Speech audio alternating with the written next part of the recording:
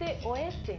Ustedes saben que las violaciones sexuales y la violencia sexual pues es muy común en nuestra sociedad y atraviesa prácticamente tanto a todas las clases sociales y no tiene nada que ver el sexo ni tampoco la edad. Pero cómo nosotros como sociedad afrontamos este tema, cómo atendemos a la víctima y cómo podemos avanzar hacia una ruta de tratamiento y de abordaje mucho más justo y más humano. Este es nuestro tema de hoy. Vamos a conversarlo acá con la licenciada Mayra Vélez, ella es secretaria general del Ministerio Público. Bienvenida, licenciada, y también con la licenciada Claudia Diegues, quien es psicóloga de la Fundación Sobrevivientes. Gracias. Muchas gracias por acompañarnos. Buenas tardes. Este tema de las violaciones sexuales y de la violencia sexual es algo que se vive día a día en muchísimas familias, como yo decía, sin que esto tenga que ver con clase social, ni con etnia, ni nada. Pero muchas veces se reduce a las cifras o a un caso aislado que de pronto se conoció en los medios de comunicación, porque es uno de los hechos que más tiende a ocultarse en las familias y por parte de las personas. Y entonces a veces cuando este hecho se presenta, pues nos mueve como sociedad, pero no lo hemos asimilado lo suficiente ni lo hemos humanizado lo suficiente. Yo quisiera que empezáramos en esta ocasión narrando alguna historia de algún caso de violación o de violencia sexual que afecte tanto a hombres, a mujeres o a niños.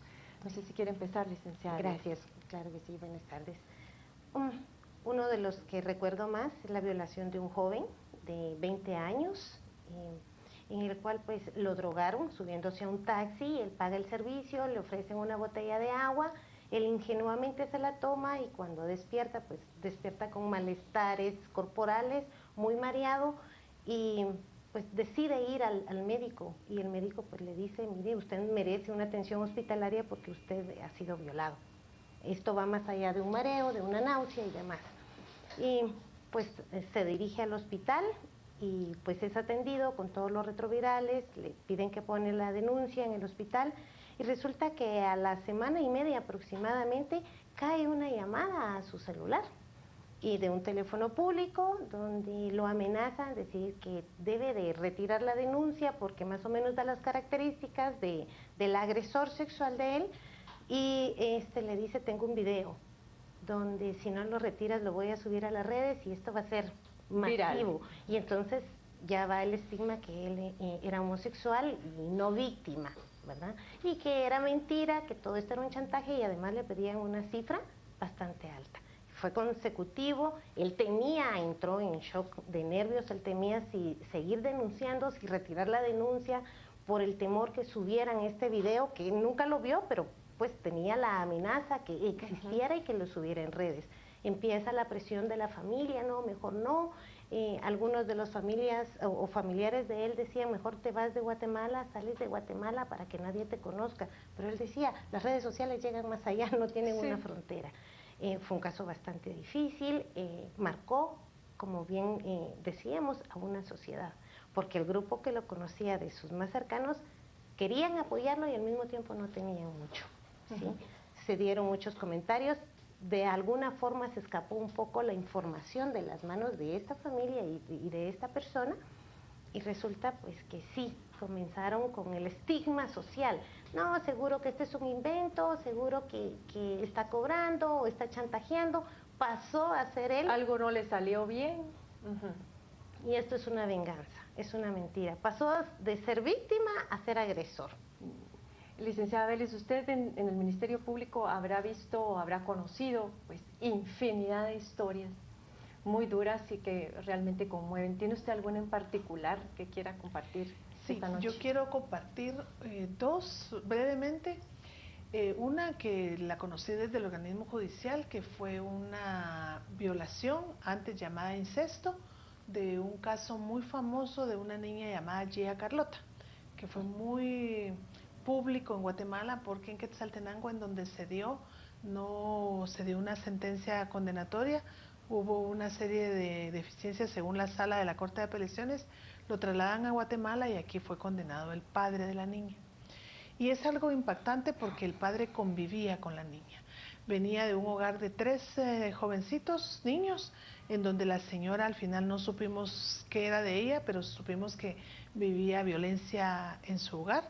se va del lugar, él se queda con los 3 niños, a los niños los obligaba a ver pornografía, a los 3. Los 2 varoncitos, la abuela materna se los lleva para San Marcos y la niña pues muere al final a manos del padre, está establecido, pero ella vivía violencia sexual y ahí la responsabilidad de los adultos con los niños, no importa si son nuestros familiares, porque las mamás de las compañeras de Gia Carlota veían comportamientos raros, nunca lo informaron a la autoridad, No lo denunciaron. Hubiéramos podido salvar esa vida. Y la otra recientemente en el Ministerio Público, porque como usted atinadamente lo dijo, la violación, que es la penetración en el cuerpo, esa es la violación Eso realmente. quería que hiciera la distinción entre violencia sexual y violación sexual. Sí. La violación es la penetración en el cuerpo de un ser humano por las 3 vías, anal, bucal y vaginal. Esa es la reforma que la ley tuvo en el 2009. En ese sentido, el hombre quien es penetrado en cualquiera de las 2 vías, porque en el caso es por la boca y por la vía anal, es violación. Antes había un tipo que se llamaba abusos deshonestos.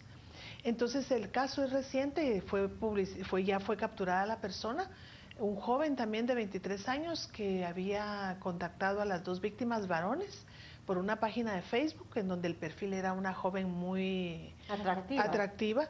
Los traía hacia un lugar y ahí los violentaba sexualmente. Empezamos a ver como que era un fenómeno, porque ese es otro tema de la investigación. Y aquí, que no distingue el sexo, sea hombre o sea mujer, y el llamado a los padres de familia y a los maestros y a los adultos en general. Debemos controlar a los niños, a los adolescentes particularmente, que no estén ingresando a páginas que no conocen. Aceptando amigos no que no estén conocen. aceptando amigos, no estén subiendo fotos en donde enseñan toda su vida. Hay que cuidarles esa parte, enseñarles, porque realmente los adolescentes son a mantener su nuestra privacidad. Lo que pasa es que responsabilidad. ahora es una tentación de que aparentemente quien es más popular o es más querido es el que más números de amigos tiene o de seguidores en Twitter, y por eso aceptan y aceptan y aceptan, sobre todo si ven una foto de una mujer muy atractiva, Claro. como usted decía. Entonces ese caso son 2 momentos, porque el de Gia Carlota sí fue hace varios años y el otro es recientemente en el Ministerio Público, recién se detuvo a la persona. Son casos que nos dan a nosotros como país, como sociedad, o nos deberían de dar la alerta que debemos cuidar a los adolescentes, a los niños particularmente. No quiere decir que los adultos, las mujeres y hombres no estén expuestas a esta clase de actos, pero es el tener en la mente de las personas que el sexo el ser humano es un objeto, y lo dicho antiguamente, que es el placer para el hombre, y por eso se disculpan muchas cuestiones. Entonces viene también de un enfoque derivado de un sistema patriarcal que ha permeado a lo largo de la historia en la sociedad. Y la violencia sexual, ya hablamos lo que es violación sexual. La violencia sexual, ¿qué es? Es toda esa exposición a la pornografía, a los tocamientos, a esas agresiones que no conllevan la penetración, como bien lo dijo la licenciada, por ninguna de las 3 vías en las féminas o en las 2 en los masculinos, pero que están expuestos, están agrediendo u obligando a la víctima a hacer algo que no está dando su consentimiento, o que muchas veces en el caso de los niños desconocen la gravedad de los niños. Existe todavía la confusión para muchas mujeres, precisamente por esa cultura en la cual vivimos, de que cuando se es marido y mujer no hay violación. Sí hay violación, porque si no están dando el consentimiento. Si la mujer no quiere tener una relación sexual y es obligada a someterse a ella, eso es una violación. Es violación. El hecho de saber que son esposos no obliga a ninguno de los dos a someterse a actividades sexuales sin su consentimiento. Ahora bien, cuando es una violación violenta, con todo el lujo de fuerza y demás, donde se daña mucho el cuerpo, ya sea del hombre o de la mujer, hay instancias como el INASIF que llegan a determinar esa violación sexual. Ahora, hay otro tipo de sometimiento, digamos, en donde únicamente lo que hay es resistencia, o la otra pareja no quiere sostener la relación sexual, pero al final termina accediendo, termina sometiéndose a ella. ¿Cómo puede comprobarse en el momento en que uno va a poner una denuncia? Una mujer se acerca a decir que su esposo la viola porque suele tener relaciones sexuales con ella, permanentemente, digamos, con su oposición? Ok, para comenzar, antes de poder establecer eso, tiene que haber otras manifestaciones de la violencia, porque no va a ser solamente el delito de la violencia sexual. Si hay violencia sexual porque no da el consentimiento, y ya hemos hablado que hay un sometimiento, también va a haber una agresión emocional o psicológica para Generalmente van aparejadas. Claro, de hecho, la emocional es el pie o la apertura para que se establezca la psicológica. Ya. ¿Verdad?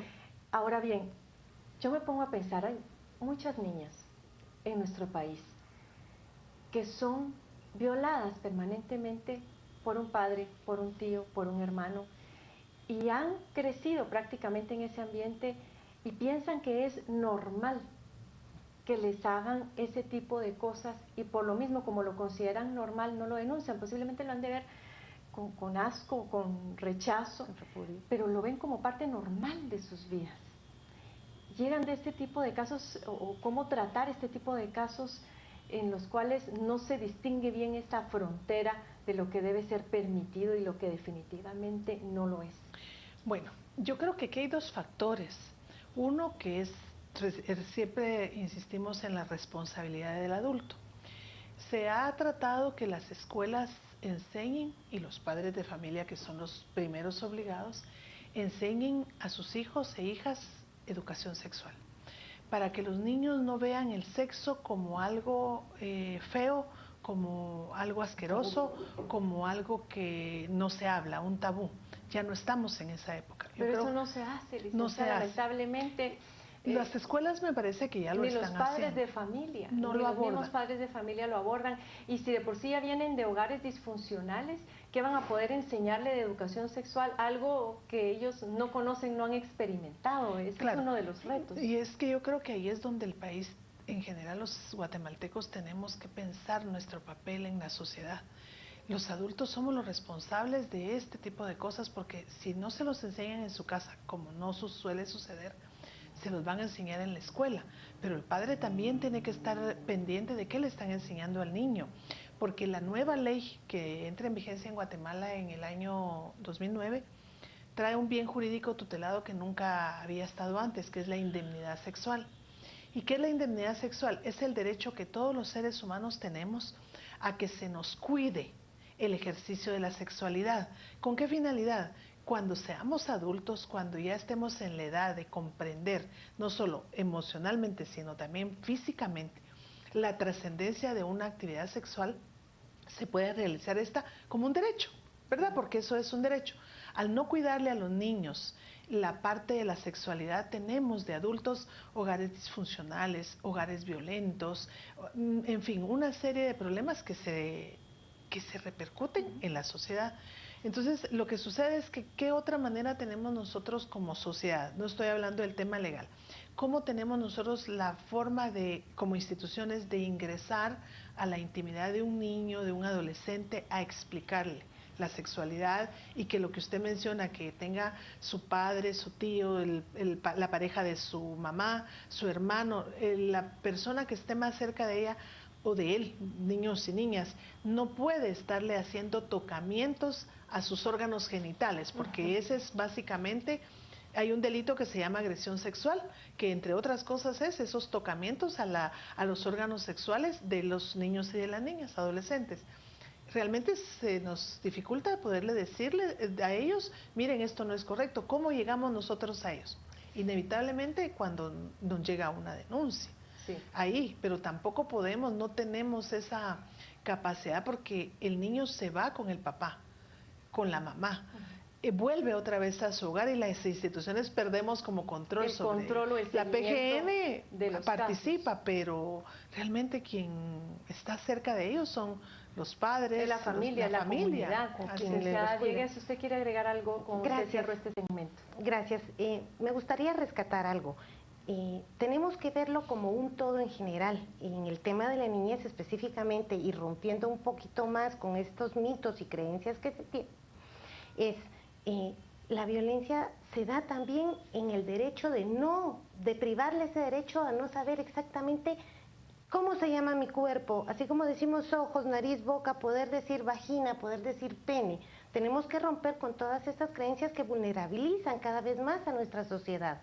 No es solamente venir y decir, bueno, se lo damos como un tema, como una unidad académica de la formación, sino también aquí se mete la parte de la religión, se mete también a la comunidad, se mete a la familia. Somos todos, es decir, cada violación, cada agresión o cada abuso sexual que se dé no es solamente a una persona, nos está sucediendo a todos, es a nuestros niños, es a nuestras jovencitas y a nuestros jovencitos, son a todos los adultos. Aquí también es de medir qué tanta información puede tener los padres para que sea la adecuada que les llegue a ellos. Hay mucho, pero muchísimo que hacer, y por eso es que ahora toda vez se les dé la información adecuada, que me parece muy responsable de todos nosotros colaborar para que esto se dé desde el respeto de la persona, no importa la edad y la condición, el saber qué escucha, qué siente, qué piensa, porque le pueden dar la unidad académica pero se quedó igual y no entendió lo que es.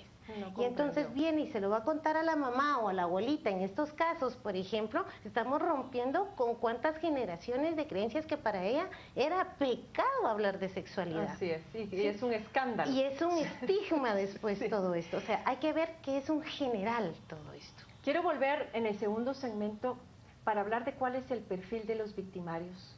Cómo se vive esto desde la víctima, el acompañamiento de los profesionales, el acompañamiento de la familia y de la comunidad justamente.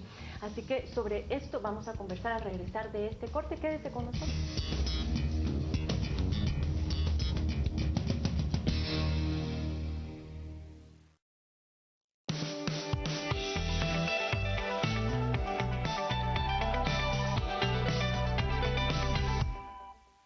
Lea esta semana en Contrapoder.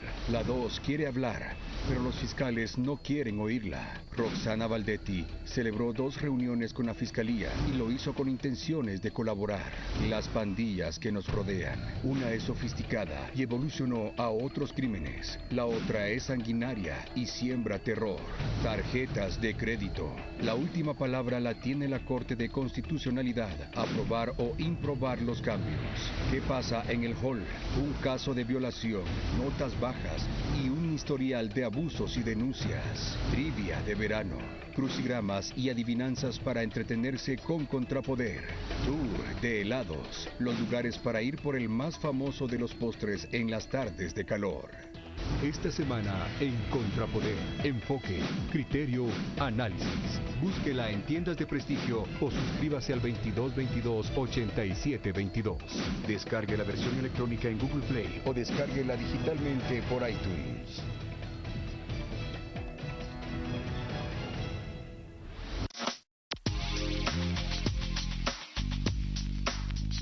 Body Crunch es simplemente magnífico.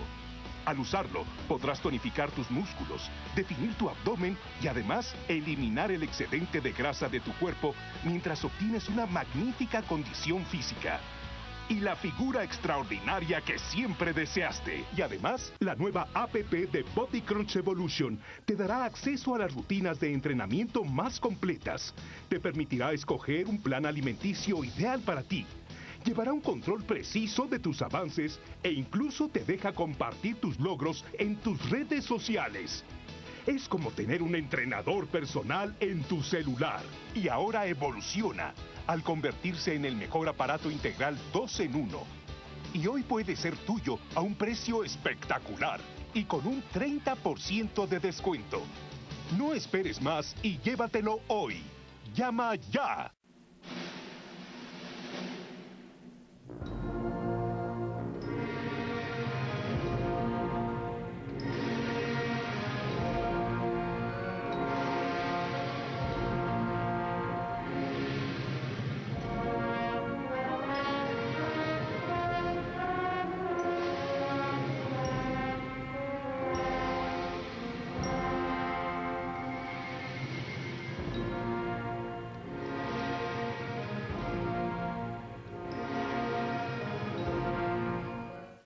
tenemos nuevas apps en Canal Antigua y Antigua Sport, porque queremos que tu experiencia móvil sea única. Ahora nuestras aplicaciones para iOS y Android son más inteligentes, útiles y relevantes, para que te informes antes que nadie. Nuevo sistema de alertas informativas en tiempo real. Además, nos podés ver en vivo, en cualquier momento y desde cualquier lugar.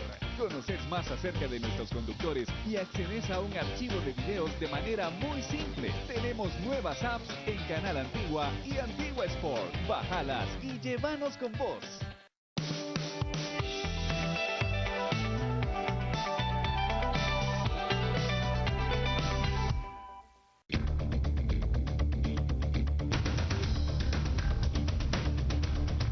Hablamos en este oeste sobre violaciones sexuales, sobre violencia sexual, cómo eso afecta a las familias guatemaltecas sin importar clase social.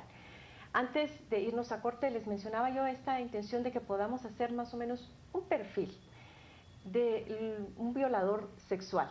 Se sabe en muchos casos que son personas regularmente cercanas a la familia, al entorno de la víctima, y no tanto así personas pues foráneas que de pronto uno va caminando en la calle, como el caso que usted comentaba, un taxi, etcétera, etcétera. Cuéntenos un poco sobre esto, licenciada Belis. Muy bien, nosotros este tema de investigación criminal con el enfoque específico y con el conocimiento lo tenemos en la Fiscalía de la Mujer. En la Fiscalía de la Mujer hay tres agencias. Dos que miran agresión, violación, todo lo tema relacionado con las agresiones sexuales, incluyendo la violación, le llamamos sujetos conocidos. Y una sujetos desconocidos, como para que veamos que hay más sujetos conocidos en las violaciones que sujetos desconocidos. Entonces, en el caso de los sujetos conocidos, obviamente existe la cercanía, la familiaridad o amigos que están cerca de los niños, de los adolescentes, de las mujeres adultas también, que ocasionan este tipo de hechos. Y en el caso de los sujetos desconocidos, como el caso que hemos comentado, los dos casos, que no se sabe quiénes son, ¿verdad? Que sí hay una persona que tiene una estructura mental para poder tener esa complacencia en agredir sexualmente a las personas. Entonces lo tenemos así. Dentro de la Fiscalía hay una persona, hay un psicólogo especialista en la perfilación, y ya se tienen, digamos, determinado comportamiento de los niños, de los adolescentes quienes denuncian violencia sexual, ya se tiene, dependiendo de lo que ellos dicen, la experiencia les va dando que si es cercano y qué nivel de cercanía tiene. Y en ese contexto es donde nosotros hacemos toda la parte victimológica para proteger a ese niño, a la mamá, al papá o a los padres, porque muchas veces son los dos padres los que están muy convulsionados por el tema, no saben que hay un tío, por ejemplo, que está abusando sexualmente, hay un primo, hay un hermano. Se les da el acompañamiento para poder nosotros, luego de las investigaciones del momento, ir a detener a la persona, que es un poco más rápida esa investigación, no así con los sujetos desconocidos, que nos lleva un poco de más tiempo. Sí, ha de ser mucho más complejo. Siendo uno mujer u hombre, ¿hay algún tipo de rasgo en particular que uno debería observar en una persona cercana para tomar alguna precaución? Algo que le encienda a uno las alertas, tanto como madre de familia respecto a sus hijos como de mujer. Sí, claro que sí. El victimario o el agresor en estos casos, entiendo que ya es más cercano. En el primer caso, como lo expone la licenciada, ya lo conoce, ya ha medido el ámbito en el que se desarrolla su víctima, a quien está analizando, ya tiene una estructura para poder venir y enamorar o encantar a esta persona, porque también debemos de comprender que en las violaciones no siempre hay golpes, no siempre hay sufrimiento, ¿sí? No siempre hay drogas. No. Puede haber toda una estructura mental del agresor para saber cómo elegir a su víctima, conocer los tiempos, en qué momento está solo, en qué momento regresan los padres, qué necesidades tiene, desde necesidades económicas, afectivas, donde se gane la confianza de la víctima como de sus familiares más cercanos para que no sospechen de él. ¿Sí? Entonces, en base a todo esto, también le permite al agresor medir el tipo de reacción que se pueda dar. En mi experiencia, los prepara El agresor los prepara, fíjense que salió en las noticias o se inventa cualquier historia para escuchar la reacción que tienen los padres o la propia víctima, para ir midiendo. ¿Qué tan vulnerables tan vulnerables van a ser y qué puede hacer él ante una reacción que él no tenga contemplada? Entonces va preparando el campo, va preparando su camino. Y por ejemplo, si sabe que los padres están ausentes por los horarios laborales o porque les toca trabajar sábado y domingo, se ofrece a llevarlos al campo de fútbol o al parque o al colegio y se sienta a hacer las tareas, y si es la abuelita, no se preocupe, usted descanse, yo me encargo de las tareas.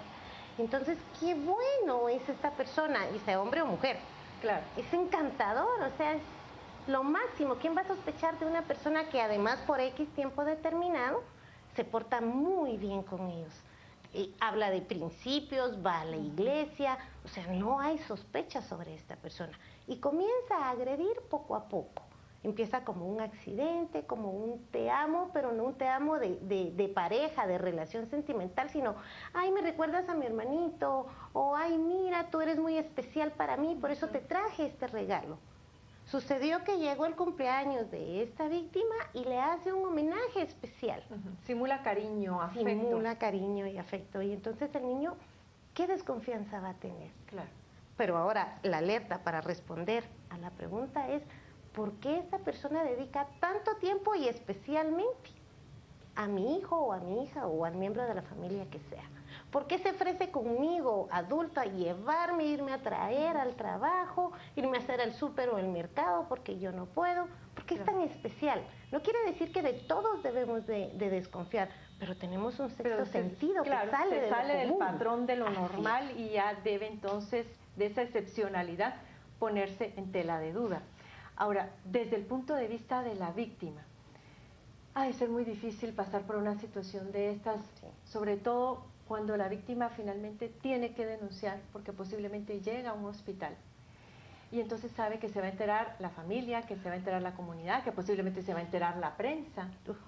Y generalmente las primeras reacciones son, yo lo escuchaba el otro día una narrativa en un medio de comunicación, no acá en Guatemala, en Argentina se había violado a una muchacha y lo primero que dijo el reportero fue, y los vecinos dicen que vestía una pantaloneta muy corta y una blusa bastante ligera. Inmediatamente interviene su compañera que estaba en el set del noticiero y le dice, perdóname, y ella lo pone en su lugar ahí, le dijo, eso no tiene absolutamente nada que ver con el hecho de que haya sido violada. Entonces tenemos ese tipo de justificaciones y luego la víctima tiene que enfrentarse a ello. Licenciada Belis, ¿qué hacer en este caso para esa atención a la víctima con humanidad? Porque tiene que estar fortalecida para superar ese hecho tan lamentable de su historia, pero además lo que se viene después del proceso, después de la violación. Bueno, solo antes de responder su pregunta quisiera aportar a las alertas para los padres de familia, especialmente con los niños, los adolescentes también. El niño, en nuestra experiencia, manifiesta rechazo a esa persona. Entonces a veces los papás no leen y los forzan. Y los forzan a que estén con esa persona. Maestros, cuando el niño está rebelde, dice, está rebelde porque no quiere ir a estudiar. Puede ser que tenga alguna rebeldía propia de la edad, pero hay que ponerles atención. Si el niño está manifestando rechazo para la maestra, para el tío, para el primo, a la señora con la dejan cuidando, hay que ponerle atención al niño y observarlo, porque si no es su comportamiento normal, algo está pasando ahí, ¿verdad? Si no es nada de agresión sexual, que bueno, se descartó, pero algo le está pasando al joven, al niño, entonces hay que observarlo. En el caso de lo que me decía, nosotros en el Ministerio Público hemos tenido el cuidado de reservar los datos de la víctima. ¿Por qué? Porque precisamente por el estigma social, lo que le implica a una víctima denunciar no es fácil. Tenemos muchos casos en donde las víctimas no quieren denunciar, llegan al mismo hospital y no quieren denunciar. Nosotros ahora tenemos fiscalía en el Roosevelt y en el San Juan de Dios, y los médicos han estado bastante sensibilizados ante la problemática y nos lo avisan. Entendemos que hay muchos factores por los cuales no quieren denunciar, o los mismos médicos no quieren que se ponga en conocimiento por muchos factores, pero ha habido un proceso de reconocimiento de las responsabilidades sociales de cada persona. Nosotros reservamos los datos, nunca los ponemos ni en el sistema. Y cuando vamos con el juez, los jueces han sido muy accesibles, conocen esta problemática, lo identificamos como víctima A, B, C, D. Entonces no queda en el sistema, no queda en los escritos, no queda en ningún lugar, y entonces eso ha permitido también que las víctimas respetarles esa parte de su privacidad y el escrutinio público que pueda suceder en el caso de que ya no van a decir la señora, el señor, el joven, sino la violada o el violado, ¿verdad? Eso es bien difícil porque un acto delictivo en general le destruye a una persona su proyecto de vida, pero un acto sexual se la mutila totalmente. Entonces nosotros hemos tenido ese cuidado con ninguna víctima de violencia sexual, mucho menos adolescentes y niños, niñas. Reservamos datos totalmente para que no se expongan a esa. Hay una desestructuración de la personalidad. Usted mencionaba antes de salir al aire, cada vez que se da un hecho de esta naturaleza. Pero además yo me ponía a pensar en esta muchacha del Instituto Adolfo Béjol. Por mucho que se trate de mantener la privacidad, es decir, hay cierto radio de personas que sí se van a enterar del hecho. Por supuesto.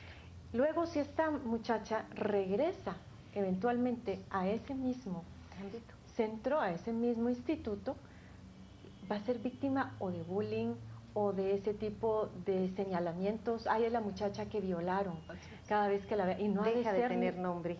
Deja de tener nombre, es la violada, o fue la muchacha que fue violada.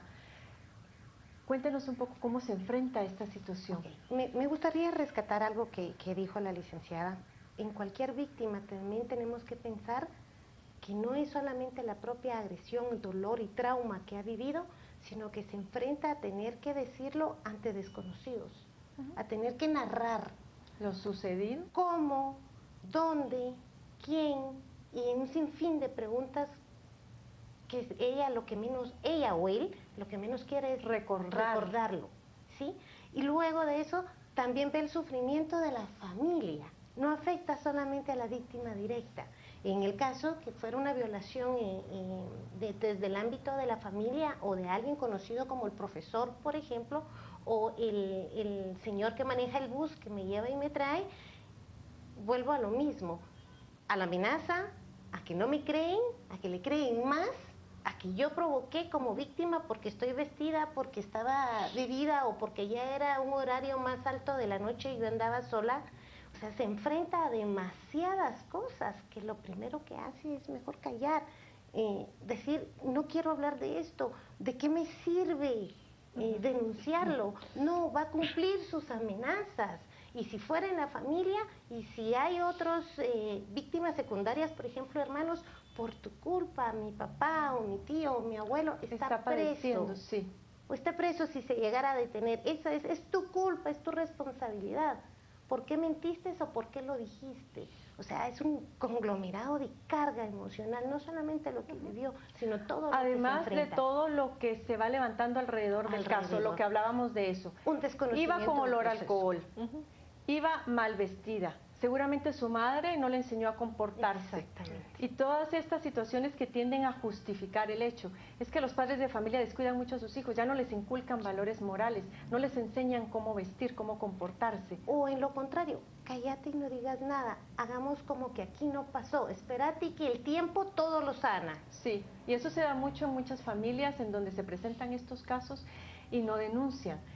Yo no sé, yo leía un estudio hace algún tiempo en donde decía que los pocos casos que finalmente llegan al Ministerio Público a conocerse por las instituciones del Estado, regularmente son casos que ya no pudieron ocultarse, como este del Adolfo Béjol. Y regularmente también provenían de clases sociales bajas, y es un tipo de situación que tendía a callarse más en clases medias o en clases altas. No sé si esto es real o es un mito. Por supuesto. No, por supuesto que es real. ¿Qué sucede? No en todos los sucesos, pero sí en una mayoría, y en Fundación Sobrevivientes lo hemos visto, que ya sea el victimario que empieza a comprar, a dar recursos para sacar a la víctima del país, para darle otro estatus de vida para que no se sepa lo que pasó y evitar enfrentar un proceso de justicia si así lo desean los familiares o la propia víctima. Entonces, ¿qué es lo que hacen? Callan la situación. Por eso es que no se conoce. No es porque no se dé. Sí se da. O el miedo que yo conozco a fulano, las influencias, o mira, manejo un arma, puede sucederte algo, o si lo dices sucede algo más a alguien, o se va a quedar sin trabajo tu mamá o tu papá. O sea, empieza la coacción para callar, para seguir sometiendo. Y se suma otro tipo de temores y de delitos y de adicionales, además. Vamos a volver sobre cómo prevenir este tipo de situaciones, tanto desde el Estado como desde la familia. Ya se habló acá un poco de esto, pero nos resta todavía profundizar un poco en otros aspectos. No se vaya, quédese con nosotros, nos vamos a un pequeño corte y volvemos.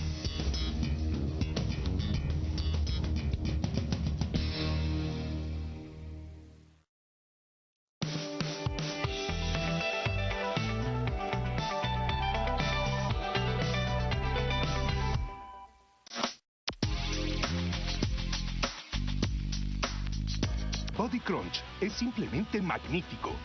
Al usarlo, podrás tonificar tus músculos, definir tu abdomen y además eliminar el excedente de grasa de tu cuerpo mientras obtienes una magnífica condición física y la figura extraordinaria que siempre deseaste. Y además, la nueva app de Body Crunch Evolution te dará acceso a las rutinas de entrenamiento más completas. Te permitirá escoger un plan alimenticio ideal para ti. Llevará un control preciso de tus avances e incluso te deja compartir tus logros en tus redes sociales. Es como tener un entrenador personal en tu celular. Y ahora evoluciona al convertirse en el mejor aparato integral 2 en 1. Y hoy puede ser tuyo a un precio espectacular y con un 30% de descuento. No esperes más y llévatelo hoy. Llama ya.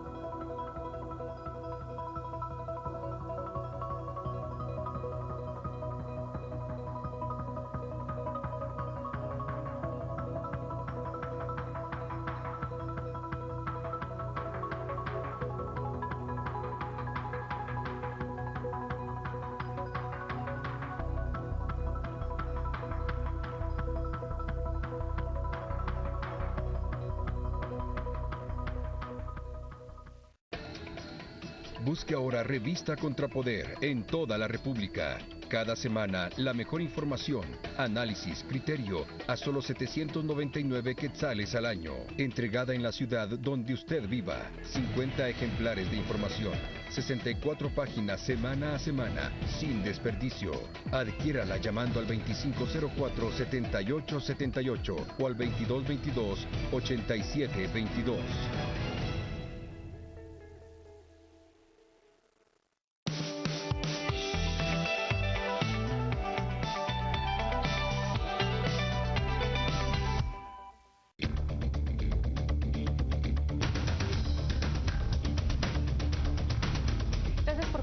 Con nosotros hablamos sobre violaciones sexuales y violencia sexual, los efectos que eso tiene sobre las víctimas, sobre la sociedad en su conjunto, las familias y sus comunidades.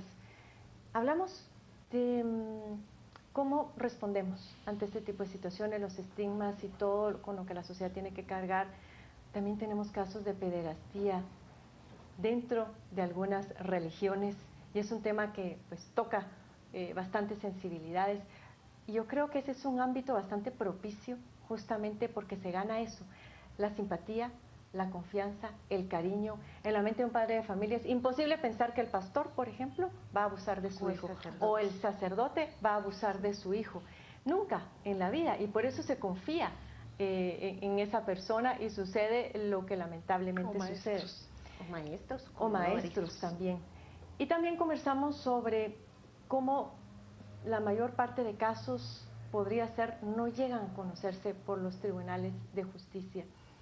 Hablaba el comisionado Velázquez esta semana justamente de un 97% de impunidad en el país, pero si a ese 97% sumamos todos los silencios que hay alrededor de casos de violación y de otro tipo de delitos, yo no sé a cuánto podríamos llegar en el país, porque eso también es impunidad. Entiendo, licenciada Belis, que ustedes en el Ministerio Público han incorporado un enfoque de género y específicamente en este tipo de casos bastante especial. Incluso con ocasión de la conmemoración del Día Internacional de la Mujer, ustedes presentaron un programa que incluye un botón de pánico. Sí. Cuéntenos un poco sobre esto para que podamos estar informadas e informados. Muy bien. Esto es una forma de darle, que la fiscal general encontró para darle una atención inmediata a los actos que están ocurriendo en tiempo real. Entonces son 3 formas de comunicarse al Ministerio Público. La primera es a través de una aplicación. Recientemente, el año pasado, se lanzó la aplicación para el delito de extorsión. En la misma aplicación está el botón de pánico, así que quienes tienen en su celular esa Yo tengo la de aplicación, extorsión. entonces esa misma la apertura y ahí dice si se quiere registrar como mujer víctima, ¿verdad? Y está todo el procedimiento. Cuando las mujeres tienen descargada esa aplicación en su teléfono y están siendo víctimas de un acto de violencia, presionan, por eso se llama botón de pánico, porque lo presionan y nos cae a nosotros a un sistema que tenemos en el Ministerio Público. Y en ese momento la policía, porque es un programa que Y ha tiene cooperación. GPS. Sí, entonces por eso cuando descargan la aplicación le pide datos. Son 5 preguntas muy puntuales y muy sencillas, porque eso le va a permitir, al estar registrada, le va a permitir que nosotros podamos hacer esa ubicación para ver dónde está. La otra forma es que si no tiene, porque en este momento solo tenemos para plataformas Android, pero si no tiene esa plataforma, marca el 1572, voy a confirmar el número, y ese número lo que hace es que cae al call center que tenemos en el Ministerio Público, atendido por agentes de la policía, que inmediatamente le va a dar la ubicación al departamento o al lugar donde esté. Entonces la policía que esté más cercana va a ir en el auxilio de la persona. Y puede ser en cualquier caso, que la mujer tenga la denuncia presentada o no. La idea es que nosotros también pretende que esto sea un aporte a la prevención. Porque si bien es cierto, nosotros hacemos acción y persecución penal, pero la prevención también creo que es lo responsabilidad. fundamental, sí. Y es responsabilidad de todos, y en esa medida el hecho de que nos vengan las denuncias no nos ayuda el prevenir, ¿verdad? Sí. Todo es un círculo. Entonces llega la policía, les asiste, o bien en el caso de que tengan, sí necesitamos que estén registradas, porque eso nos va a dar su ubicación. Registradas y registrados, porque Registrados. regularmente Solo es para- es uno de mujer quien hace este tipo de descargas de estas aplicaciones, y los hombres piensan que no son vulnerables precisamente por Pero eso, sí lo son. por la Sí. cultura. Así es. Entonces eso es lo que pretende darle en este momento de la agresión. Básicamente se hizo la aplicación para todas las mujeres víctimas de violencia, en el contexto de la violencia contra la mujer, porque es el delito más denunciado. Entonces son el tema del contexto patriarcal, la pareja, básicamente su pareja sentimental en muchos casos. Hay otros casos, pero los de más álgida atención son los de la pareja sentimental, esposo o conviviente, porque normalmente tenemos determinadas ciertas horas y ciertas fechas. Y normalmente es en la noche. Fines de semana, días de pago, hay días de feria. Se disparan los números. Días de feria. Entonces la mujer está sola en su casa, el hombre que viene del lugar donde está tomando licor, allá no se peleó, pero viene aquí y golpea muy fuertemente a la mujer, a sus hijos. Entonces, en esos casos... ¿Y si hay es capacidad básicamente- institucional, licenciada, para en el momento en que uno active este botón de pánico, en cuánto tiempo podría esperar uno que la policía llegue al lugar? Estamos conectados con el 110, porque la parte operativa de la policía. El ministro nos dio una persona en enlace para darle ese seguimiento y monitoreo, que es fundamental en los programas que se lanzan para que la población crea en ellos. Sí. Entonces, al estar conectados el policía, nosotros también tenemos personal fiscal en el call center y personal de análisis criminal.